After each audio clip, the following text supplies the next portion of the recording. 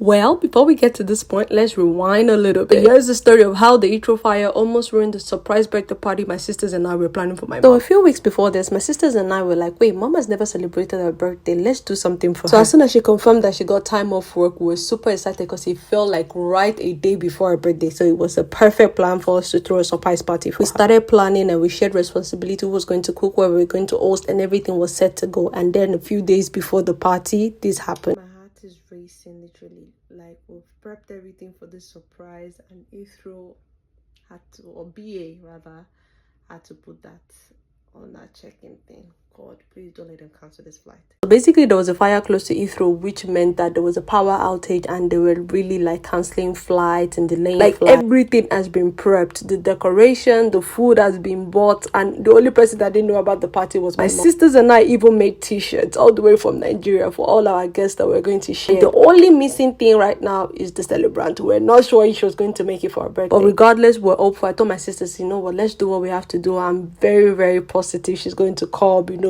My mom was like, oh, I don't care if they cancel my flight. In my mind, I'm like, I was like, please, girl. But she didn't know what we were planning, so she couldn't be bothered. But lo and behold, guys, the flight was delayed a few hours, but she would have still been in London right on time. I was so happy. I called my sisters, you guys start cooking, start prepping. Mommy's on her way, and she didn't know what was going on, obviously, but we're super excited. My sisters were cooking at their own house, and I was cooking the remaining food at mine. Decoration was going on. I was like, thank God. As drama queenish as my mom is, she deserves this. She's a sweet soul. She's a beautiful mom, a wonderful grandma. So she deserves all this celebration. Although she couldn't be bothered. My sisters and I were determined to make everything. Fish, meat, efo, inyo, jollof rice. This was also a video call showing the progress of everything we were doing. Rushed upstairs after cooking to take a bath, to get ready, get the kids ready, and we're just setting up the final bits here.